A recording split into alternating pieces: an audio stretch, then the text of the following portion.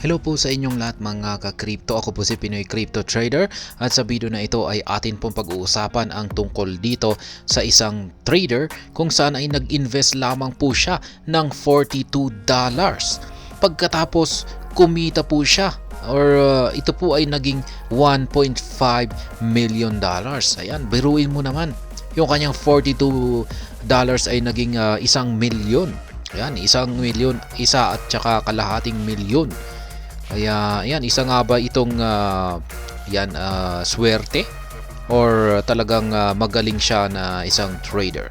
At yan po ang ating aalamin sa video na ito. Pero bago po tayo magpatuloy, ay nais ko lamang po munang bigyang linaw ang aking disclaimer kung saan ang nilalaman po ng video na ito ay hindi po ito isang financial advice.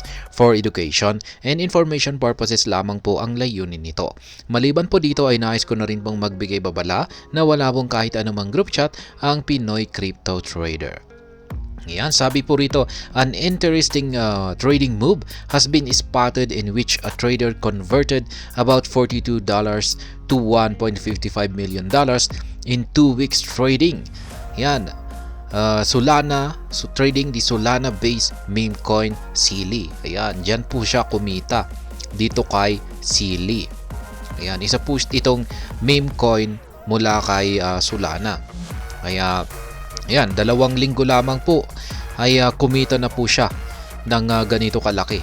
Ayan, bumili po siya ng $42 na Silly token tapos naging $1.55 million po ito.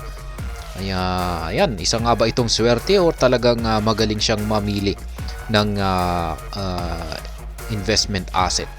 According to the crypto analytics platform Look On Chain, the trader in question received 1.5 Solana value at $92 earlier this month and capitalized on the growing frenzy within the Solana ecosystem to print an exponential growth of the wallet. Kaya ayan, ang trader daw na ito ay nakatanggap ng 1.5 Sol token na nagkakalaga ng $92 nitong umpisa ng buwan na ito.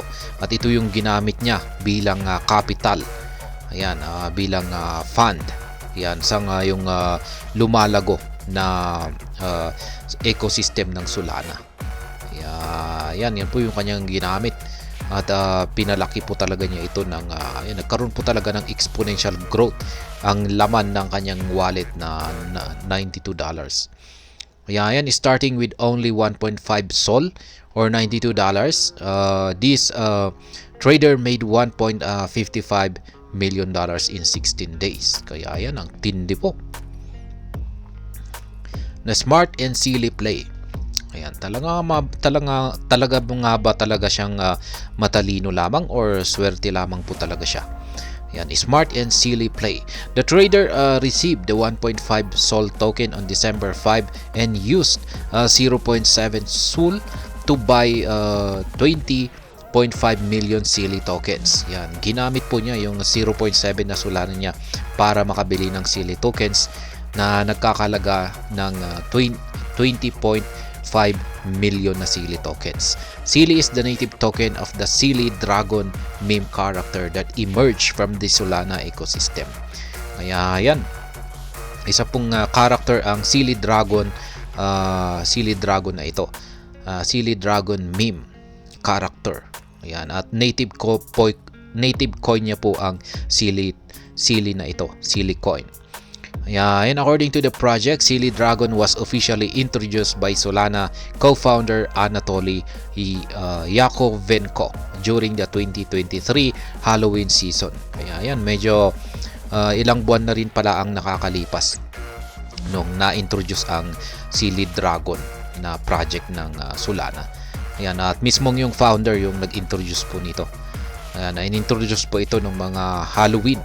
Ayan, Halloween season ngayong taong 2023 po yan.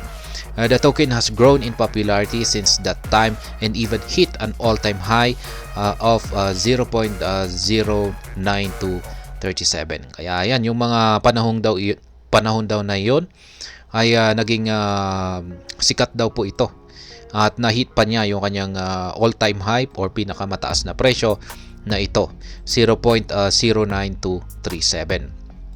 This silly trader is one of the biggest beneficiaries of this parabolic price rally. Kaya yan, isa lamang po ang trader na ito sa nag-benefit or kumita ng malaki sa pagsabog sa presyo ng sili.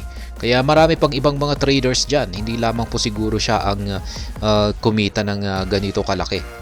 Kaya yan, isa lamang po siya sa mga trader na kumita or nagkaroon ng malaking benefit dito kay sili.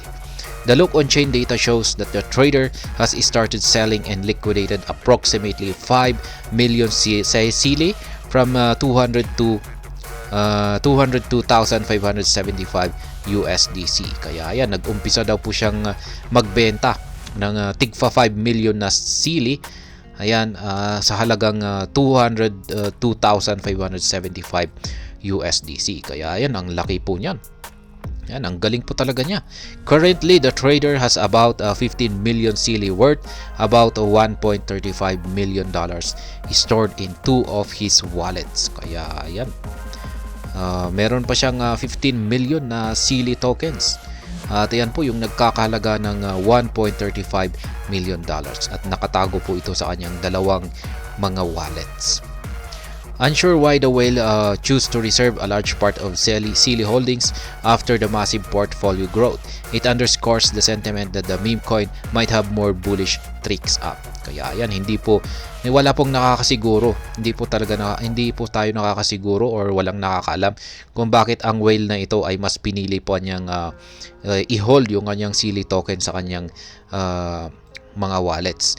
Gayong nagkaroon na ito ng talagang massive growth or talagang lumaki ito ng gusto, pero mas pinipila pa rin niyang i-hold ito. Kaya yan, walang nakakaalam ng dahilan kung bakit ganito yung kanyang naging desisyon. Siguro kung pag ako dyan ay binenta ko na talaga yan, nag-take profit na po talaga ako dyan, at liniquidate ko na siguro yan.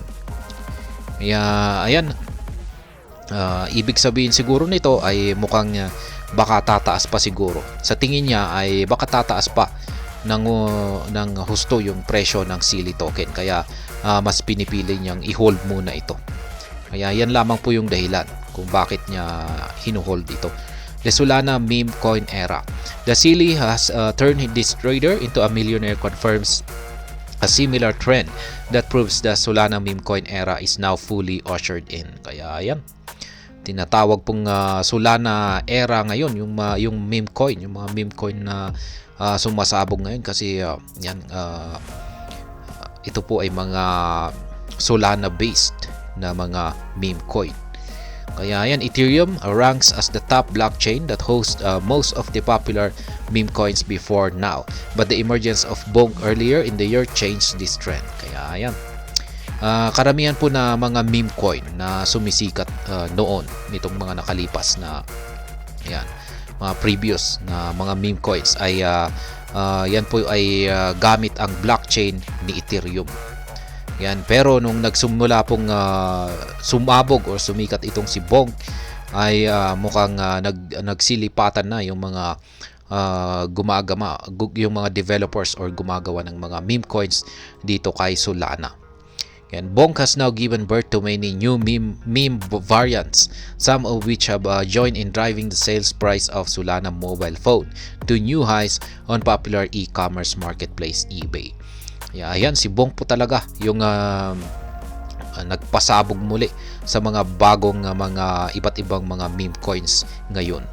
As reported earlier by the Crypto Basic, this trend hinges on the premise that meme coin farmers want a share of airdrops that might accompany the phone from Bonk and other Solana-based meme coins. Kaya yan, tindi po ng ginawa rito ng trader dito.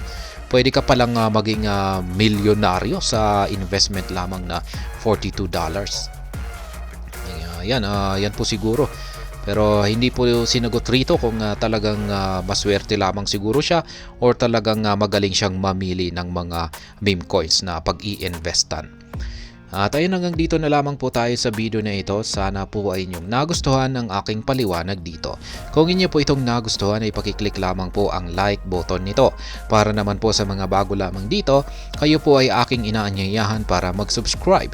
Pakiclick na rin po ang bell icon nito dahil ito po ang siyang magsisilbing notification nito sa mga bago kong videos na akin pong ina-upload sa aking YouTube channel na ito. Marami pong salamat sa panunood. Ingat po tayo lagi at God bless po sa ating lahat.